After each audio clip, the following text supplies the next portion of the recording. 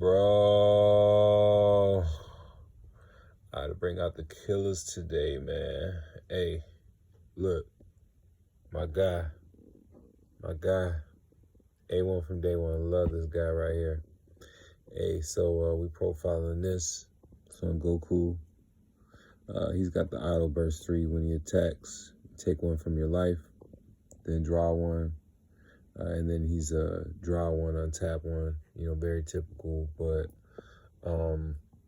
yeah, I mean, I'm old school. I'm old school with my overround situation. You know, I'm still on demigod to this day, mind you. Hey, mind you, listen, that profile is coming. Hey, I hate y'all with the demigod profile. But, you know, when you flip him over, he's got the double off the rip. And then you need to go ahead and throw 4 from the warp into the drop, draw 1. So you can be kind of lame a little bit if you want to. And that does come up. So also this right here, +5 for having 8 black. He's got a little mini bibbity on him just for existing because he's your leader, bro. So yeah, it's hot. It's hot over here. So let's talk a little bit about this because it's gonna look real simple, but I'm gonna tell you right now, this is one of the hardest. Overrun in general is not an easy pilot. You got to be thinking so many steps ahead, and you really got to measure your probabilities with mills and things of that nature. So right here we got the Prince. You know, that's the super combo, full 4 on that.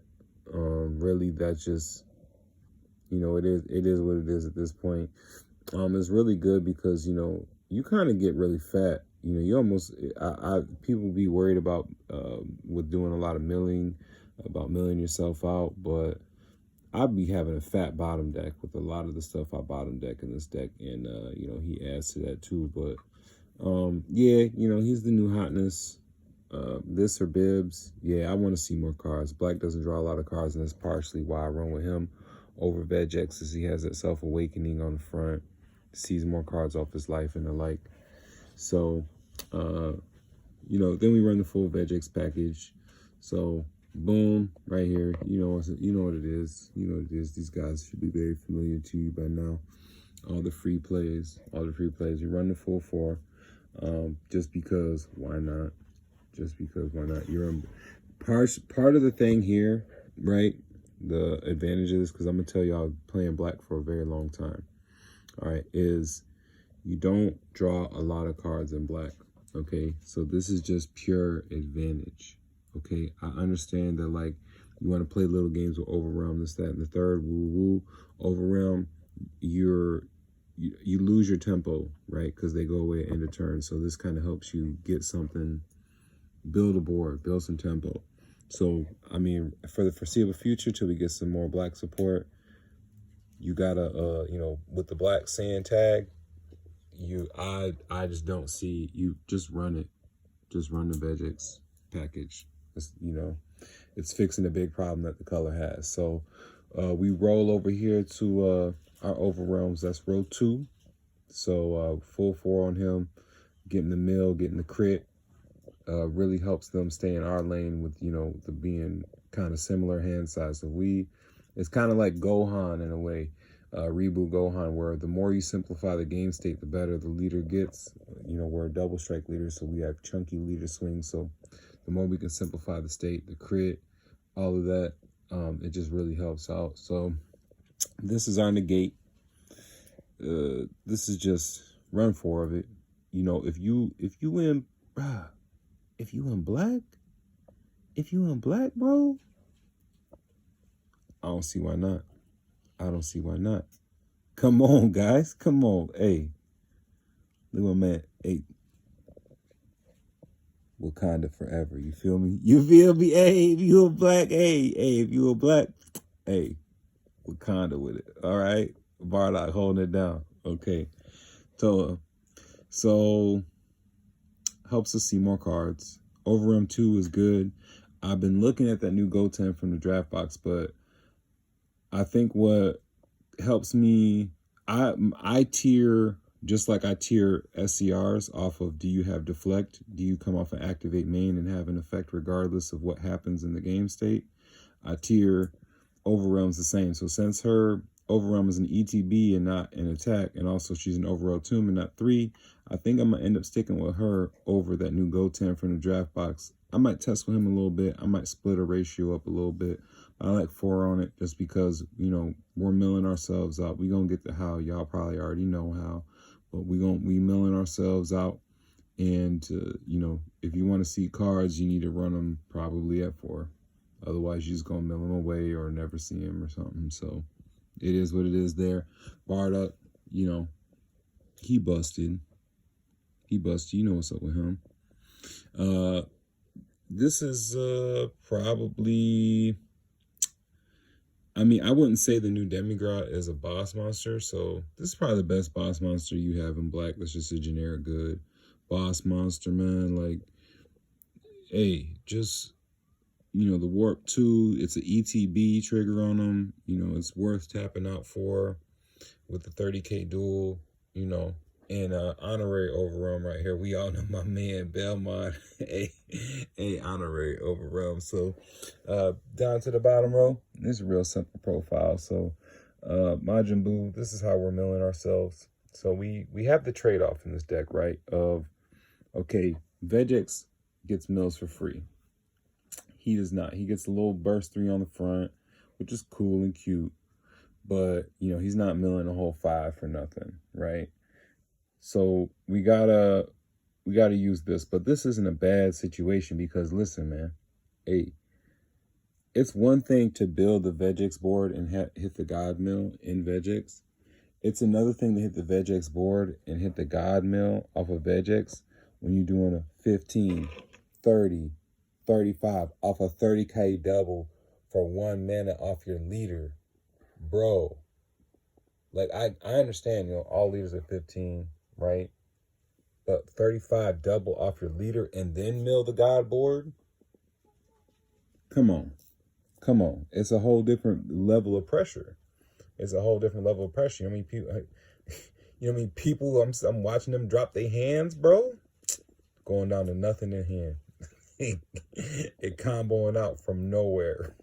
You got to get out of that, bro. We gotta ski-daddle. All right, so free mill right here. Sometimes he's a good mana sink too. You know, helps you keep board clear, help you chill. You know, that's he kind of goes hand in hand with him. When the games go that way, you want to see, you know, this type of situation. You know, Hatchiek keeping that board clear. I really like pitching him off of you know, otherwise, you know, from obviously if you have any of these in hand, right, and you need to pitch for that effect, right, for your Gotenks, you know, just throwing them in the drop sometimes is cool for that. But I run them at 4 just because it's an uninteractable, because sometimes you're going to play baby in those weird matchups where like, no, but you don't never get to enter the battle phase. So you can only use this defensively. You can't really do any milling on your turn.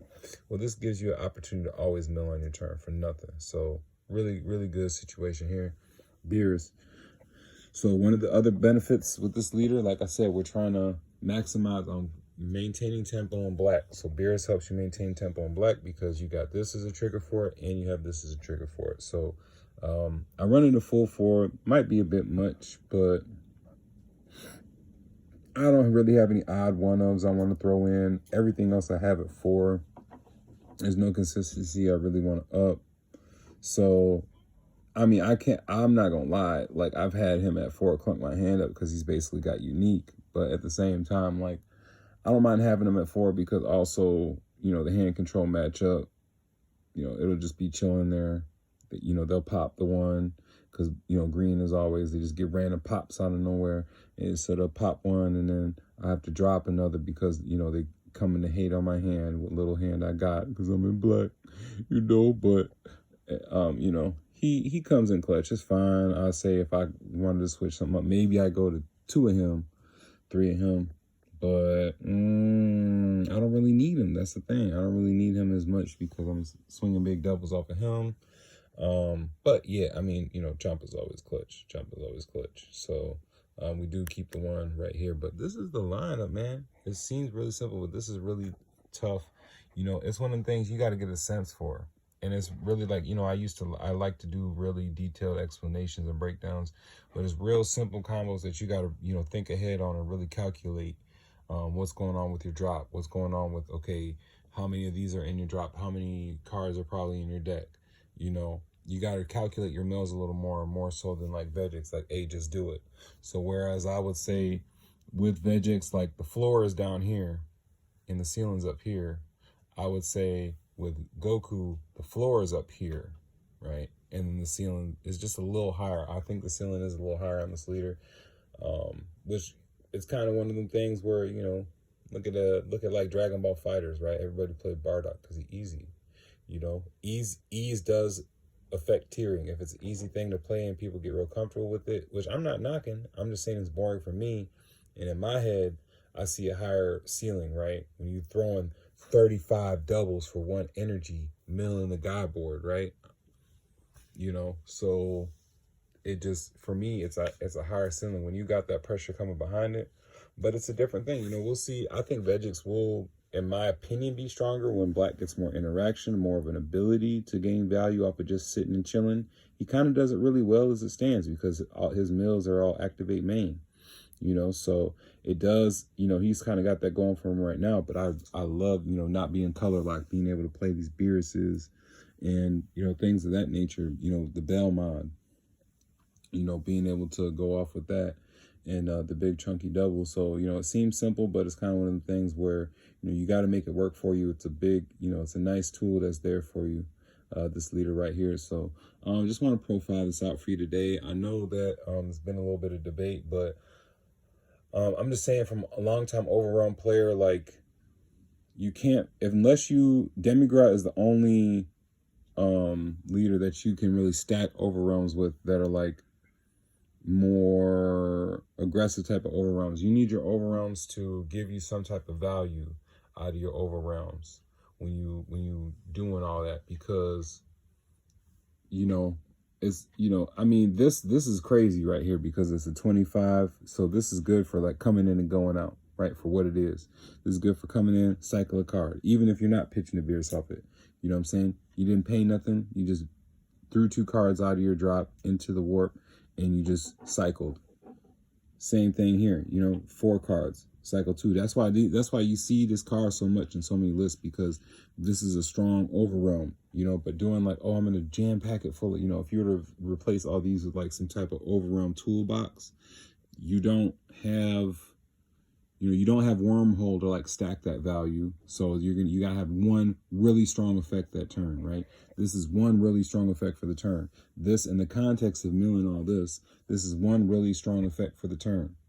Okay, same over here. Really, really strong effect for the turn. So, you know, really, I would just say for all you guys out there looking into Black, wanting to play Black, you know, kind of use some of this knowledge. And I think I'll have a Black, I've been working on this overwhelm tier list, like which overwhelms are good and not, for a minute. And, you know, hopefully, and it's going to provide different context for like Demigra, because the concept of overwhelm really got fleshed out with Demigra. And that's kind of the set, you know, we're talking about the set 4 mechanic here and then the set 11 world. So you got to really think about it in that context. But anyway, I've gone on long enough, man. Hey, the killer's out here. Hey. Bardock holding it down from Wakanda, man. Hey, he down. He down. Hey, come through. But bring some links. Hey, Bardock can come to the barbecue. All right, y'all. Take it easy. Peace.